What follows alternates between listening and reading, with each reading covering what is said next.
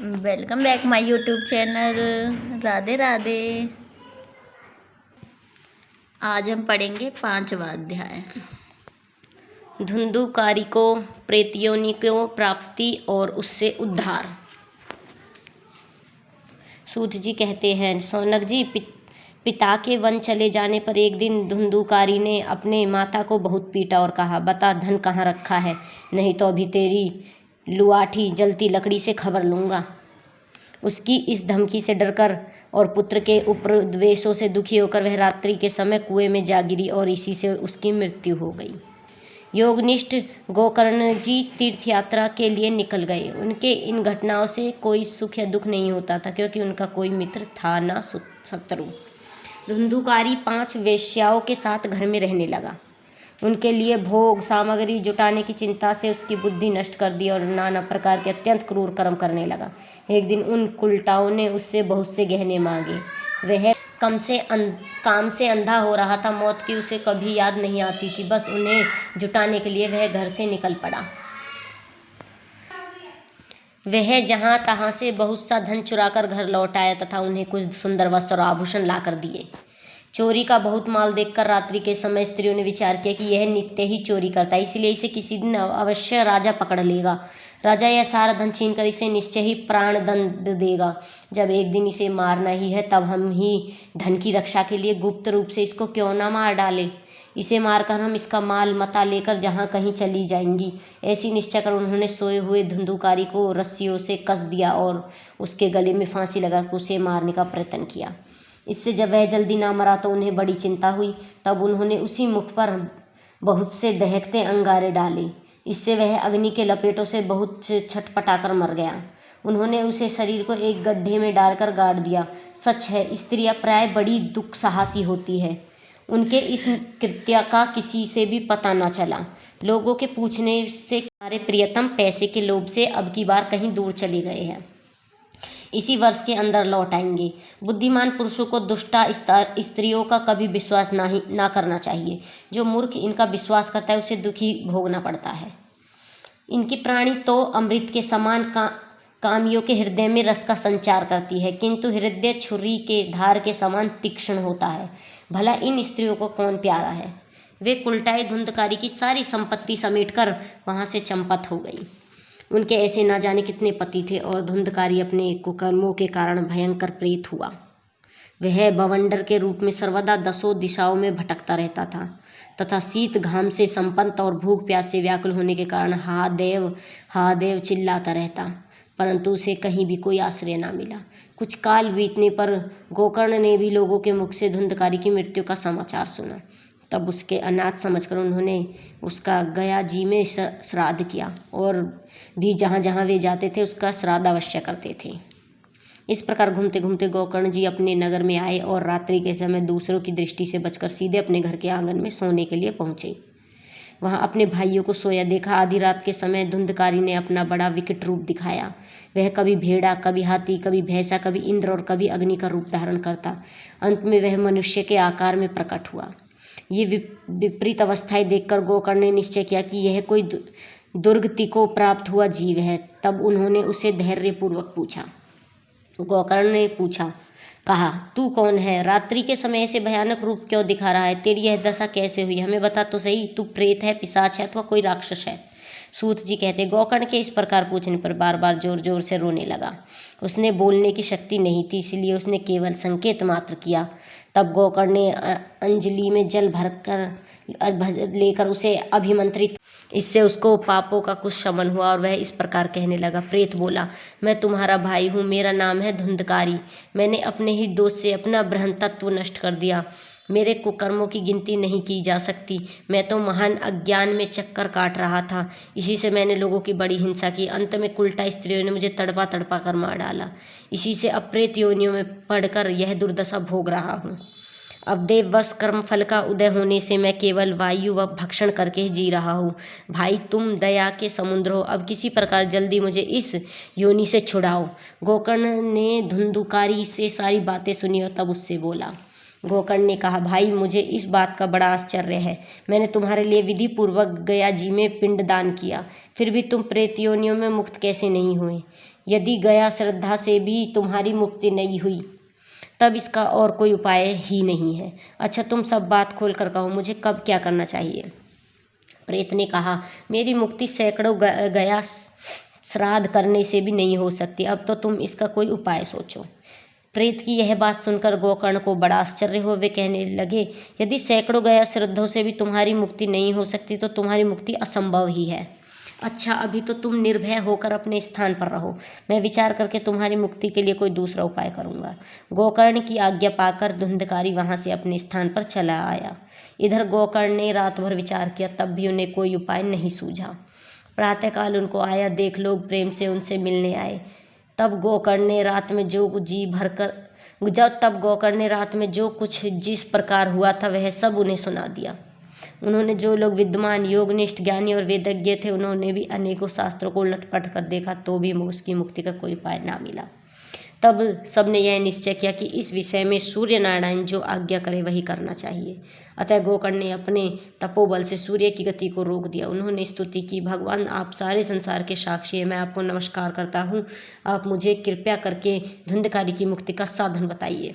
प्रार्थना सुनकर सूर्य देव ने दूर से ही स्पष्ट शब्दों में कहा, श्रीमद् भागवत से मुक्ति हो सकती है, इसीलिए तुम उसका सप्ताह पारायण करो। सूर्य का यह धर्म वचन वहाँ सभी ने सुना।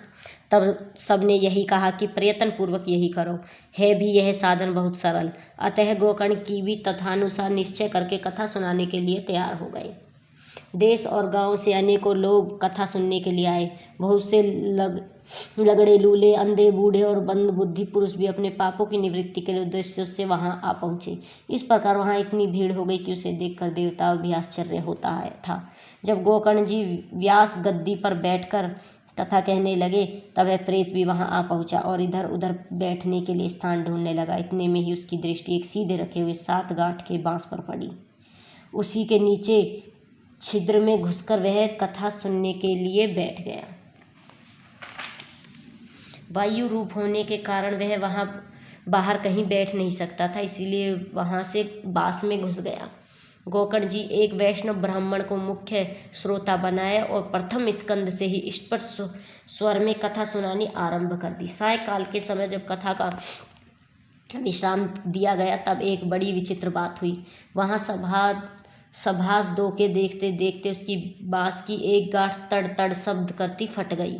इसी प्रकार दूसरे दिन सायकाल में दूसरी गांठ फटी और तीसरे दिन उसी समय तीसरी। इस प्रकार 7 दिनों में 7 गांठें फोड़कर धुंधकारी 12 स्कंधों के सुनने से पवित्र होकर प्रेत योनि से मुक्त हो गया और दिव्य रूप धारण करके सबके सामने प्रकट हुआ। उसका मेघ के समान श्याम शरीर पीताम्बर और तुलसी की मालाओं से सुशोभित था तथा सिर पर मनोहर मुकुट और कानों में कनमीय कुंडल झिलमिला रहे थे। उसमें से तुरंत अपने भाई गोकर्ण को प्रणाम करके कहा, भाई तुमने कृपया करके मुझ प्रेत योनि यातनाओं से मुक्त करा दिया। यह होने वाली श्रीमद् भागवत की कथा धन्य है तथा श्री कृष्णचंद्र के धाम की प्राप्ति कराने वाला इसका सप्ताह पारायण भी धन्य है। जब सप्ताह श्रवण का योग लगता है तब सब पाप थर उठते हैं।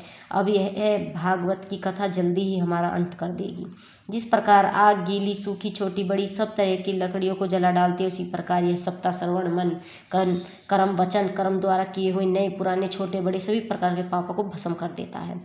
विद्वान ने देवताओं की सभा में कहा है कि जो लोग इस भारतवर्ष में श्रीमद् भागवत की कथा नहीं सुनते उसका जन्म वृथा ही है। भला मोहपूर्वक लालन पालन करके यदि इस अनित्य शरीर को हष्ट पुष्ट और बलवान भी बना लिया तो भी श्रीमद् भागवत की कथा सुने बिना इसे क्या लाभ हुआ। अस्थियां ही इस शरीर के आधार स्तंभ है। नस नाड़ी रूप रस्सियों से यह बंधा हुआ है। इस पर मांस और रक्त थोपर कर इसे चर्म से मढ़ दिया गया है। इसके प्रत्येक अंग में दुर्गंध आती है क्योंकि यह तो मलमूत्र का भांड है।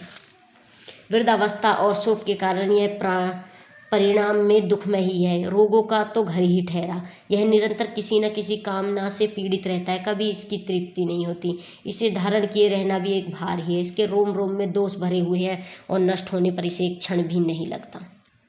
अंत में यदि इसे गाड़ दिया जाता है तो इसके कीड़े बन जाते हैं। कोई पशु खा जाते हैं तो वह विष्ठा हो जाता है और अग्नि में जला दिया जाता है तो भस्म की ढेरी हो जाता है। ये 3 ही इनगतियाँ बताई गई है। ऐसे अस्थिर शरीर से मनुष्य अविनाशी फल देने वाला काम क्यों नहीं बना लेता। जो अन्न प्रातःकाल पकाया जाता है वह सायंकाल तक बिगड़ जाता है, फिर उसी के रस से पुष्ट हुए शरीर की नित्या कैसी।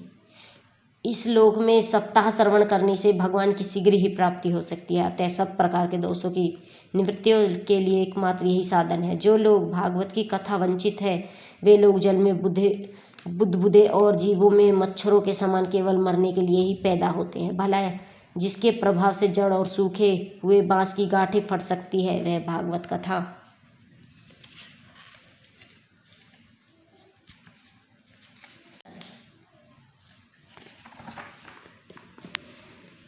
भगवान नारायण के नाभि कमल से लोक पितामह ब्रह्मा की उत्पत्ति। देवों तथा ऋषि गणों को भगवान वराह के दिव्य दर्शन।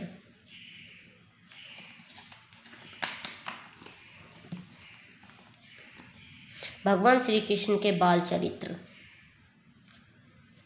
भगवान श्री कृष्ण के बाल चरित्र।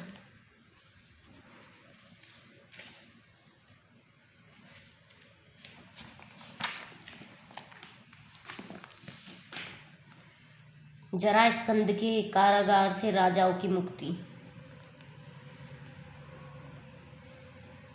दंत वस्त्र और विदुरता का उद्धार।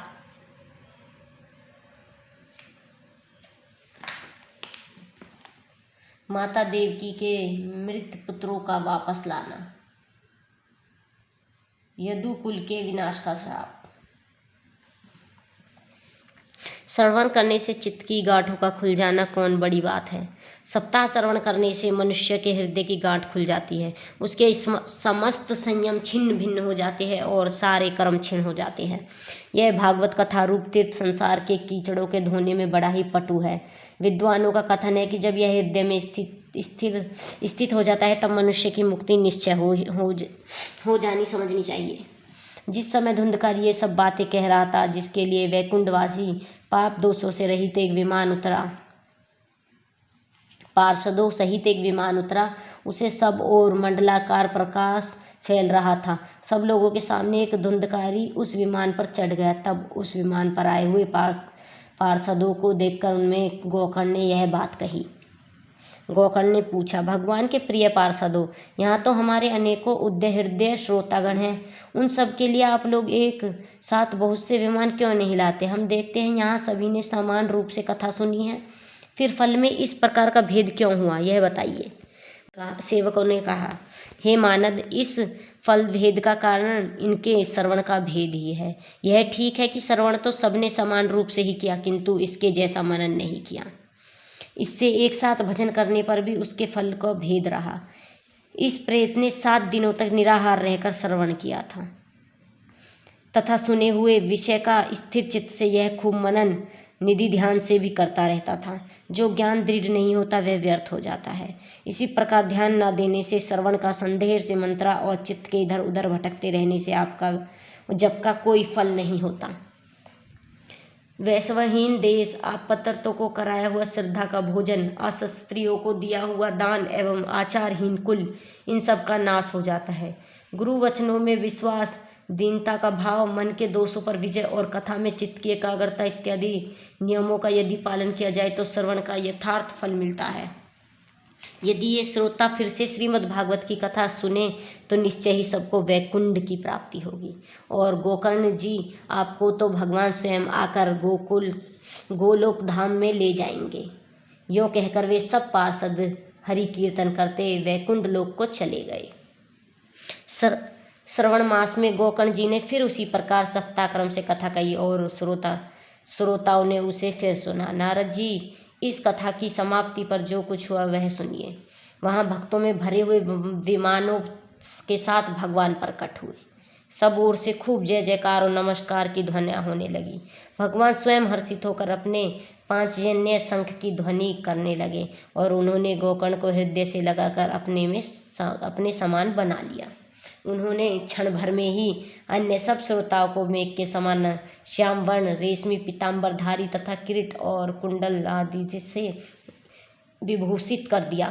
उस गांव में कुत्ते और चांडाल का वे सभी गोकर्ण जी की कृपा से विमानों पर चढ़ लिए गए तथा जहाँ योनिजन जाते हैं उसे भगवान धाम में वे भेज दिए गए। इस प्रकार भक्त वत्सल भगवान श्री कृष्ण कथा श्रवण से प्रसन्न होकर गोकर्ण जी को साथ ले अपने ग्वाला बालों के प्रिय गोकुल धाम में चले गए। पूर्व काल में जैसे अयोध्यावासी भगवान श्री राम के साथ साकेत धाम सिधारे थे, उसी प्रकार भगवान श्री कृष्ण उन सबको योगी दुर्लभ गोकुल धाम को ले गए। जिस लोक में सूर्य चंद्रमा और सिद्धों की भी गति नहीं हो सकती, उसमें वे श्रीमद्भागवत श्रवण करने से चले गए। नारद जी सप्ताह यज्ञ के द्वारा कथा श्रवण करने से उसे उज्ज्वल फल संचित होता है। उसके विषय में हम आपसे क्या कहें। अजी जिन्होंने अपने कर्णपुट से गोकर्ण जी की कथा के एक अक्षर का भी पान किया था, वे भी माता के गर्भ में नहीं आए। जिस गति को लोग वायु, जल तथा पत्ते खाकर शरीर सुखाने से बहुत काल तक घोर तपस्या करने और योग अभ्यास से भी नहीं पा सकते, वे सप्ताह श्रवण से सहज में ही प्राप्त कर लेते हैं। इस परम पवित्र इतिहास का पाठ चित्रकूट पर विराजमान मुनिवर चांडाल्य श्री ब्रह्मानंद में मगन होकर करते रहते हैं। यह कथा बड़ी ही पवित्र है। एक बार के श्रवण से ही समस्त पाप रसिकों को भस्म कर देती है। यदि इसका श्रद्धा के साथ पाठ किया जाए तो इससे प्रीतगणों को बड़ी तृप्ति होती है और नित्य पाठ करने से मोक्ष की प्राप्ति होती है। राधे राधे।